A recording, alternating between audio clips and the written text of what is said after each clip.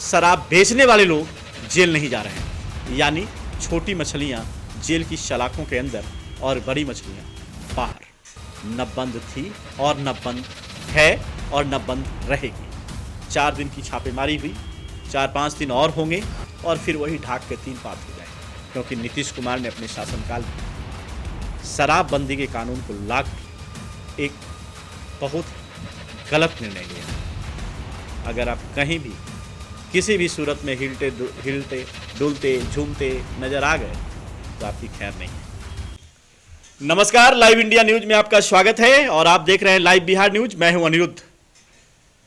आपको सावधान करना चाहता हूं कि यदि आप राजधानी की सड़कों पर निकलते हैं तो शराब का सेवन न करें, क्योंकि अब पटना पुलिस आपको छोड़ेगी नहीं। दिन हो या रात या फिर आधी रात, अगर चौक चौराहे पर और चेक पोस्ट पर पुलिस मिल गई तो निश्चित तौर पर आपको ब्रेथ एनालाइजर लगा ही दिया जाएगा। और अब हेलमेट चेकिंग कम, ड्राइविंग लाइसेंस की चेकिंग कम या फिर गाड़ी का कागजात बाद में मांगा जाएगा, लेकिन सबसे पहले आपके मुंह में ब्रेथ एनालाइजर लगा दिया जाएगा कि आप दारू पिए हैं या नहीं। 4 दिनों से जिस तरह से छापेमारी हो रही है पटना में, लगभग 300 से ज़्यादा शराब पीने वाले लोग जेल जा चुके हैं। कई इंजीनियर, कई डॉक्टर जो बाहर से लोग आए हुए थे, उनकी भी गिरफ्तारियां हुई। उनकी गलती ये थी कि वो पटना के किसी होटल में बैठकर शराब पी रहे थे।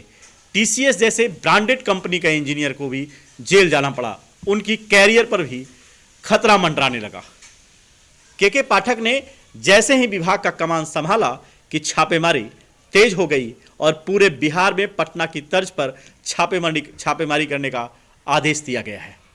तो आप सावधान रहें, ध्यान रखें कि पटना की सड़कों पर आप दारू पीकर ना निकलें, क्योंकि अब नहीं बचने वाले हैं। शराबबंदी कानून में जिस तरह से प्रावधान की है और जिस तरीके से पुलिस एक्टिव हो गई है, इससे अब बचना मुश्किल है। कल बिहार सरकार के जितने भी कर्मचारी हैं वो सब एक साथ शपथ लेंगे कि वह शराब का सेवन नहीं करेंगे। आपको याद होगा, इसके पहले भी मुख्यमंत्री नीतीश कुमार के आदेश पे राज्य के कर्मचारियों द्वारा शपथ ली गई थी। मानव श्रृंखलाएं भी बनाई गई थी, आम लोगों ने भी सपोर्ट किया था। उसके बावजूद भी 6 वर्षों में शराब का जो कानून है वो पूरी तरह से प्रभावी नहीं हुआ, क्योंकि हर जगह शराब मिलते ही रहे हैं। अभी जिस तरीके से शराब पीने वालों को जेल भेजा जा रहा है, अगर उस हिसाब से शराब बेचने वाले लोग जेल नहीं जा रहे हैं, यानी छोटी मछलियां जेल की सलाखों के अंदर और बड़ी मछलियां बाहर। जो हम लोगों को सूचना मिलती है उससे यह दावे के साथ कह सकते हैं कि बिहार में शराब न बंद थी और न बंद है और न बंद रहेगी। आज भी शराब बेहिचक लोग होम डिलीवरी में पहुंचा रहे हैं।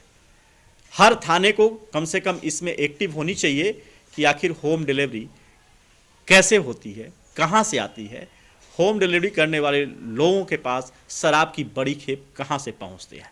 लेकिन इसकी ओर ध्यान कम है। 4 दिन की छापेमारी हुई, 4-5 दिन और होंगे और फिर वही ढाक के 3 पात हो जाएंगे, क्योंकि बिहार में खाकी से खादी तक के लोगों का ड्रेस शराब में गीला हो चुका है। सारे लोगों को पता है कि शराब कहां से आती है, कैसे बिकती है, कहां स्टोर होती है।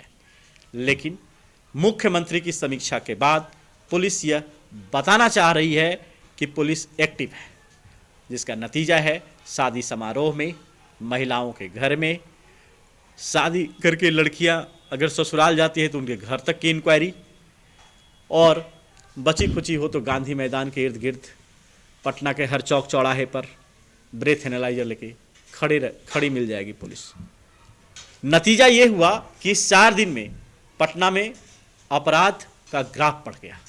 पुलिस इस बात से डरी हुई है कि यदि उनके इलाके में कहीं शराब अगर हेड क्वार्टर के पदाधिकारी के द्वारा बरामद कर ली जाती है तो उन्हें निलंबित कर दिया जाएगा, क्योंकि मुख्यमंत्री ने साफ साफ अपने समीक्षा बैठक में इस बात का ऐलान किया था कि किसी भी सूरत में शराबबंदी कानून पर समझौता नहीं होगी।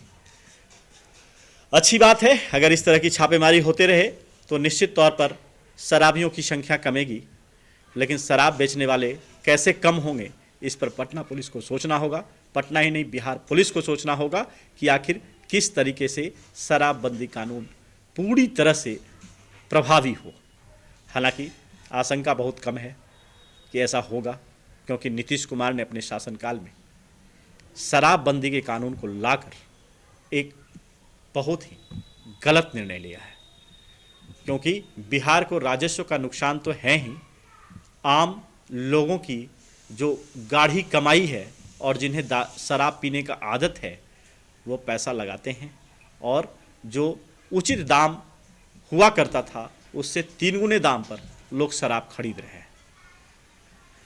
ज़रूरत है इस पर पुलिस को और एक्टिव होने की और आम आवाम को भी समझने की कि दारू यदि नहीं पिया जाए तो क्या हो सकता है, क्योंकि आपकी इज्जत भी दांव पे लग गई। अगर दारू में आप पकड़े जाएंगे और जेल जाएंगे तो आपकी इज्जत की फजीहत उड़ना तय है। इसलिए आपसे आग्रह है कि शराब का सेवन ना करें, और पटना की सड़कों पर जब निकलें या कोई भी गाड़ी से निकलें, मोटरसाइकिल हो, 4 व्हीलर हो या किसी भी साइकिल हो, किसी भी वाहन से अगर आप निकलते हैं या पैदल भी निकलते हैं तो शराब का सेवन ना करें, क्योंकि पटना पुलिस हर चौक चौराहे पर तैनात है। यही नहीं, वर्दी में ही नहीं, सादी वर्दी में भी इलाके में हर 1 किलोमीटर पर एक पुलिस वाले तैनात हैं। अगर आप कहीं भी किसी भी सूरत में हिलते डुलते झूमते नज़र आ गए तो आपकी खैर नहीं है। आज के लिए बस इतना ही, फिर होगी मुलाकात कुछ ज्वलंत मुद्दाओं को लेकर। नमस्कार।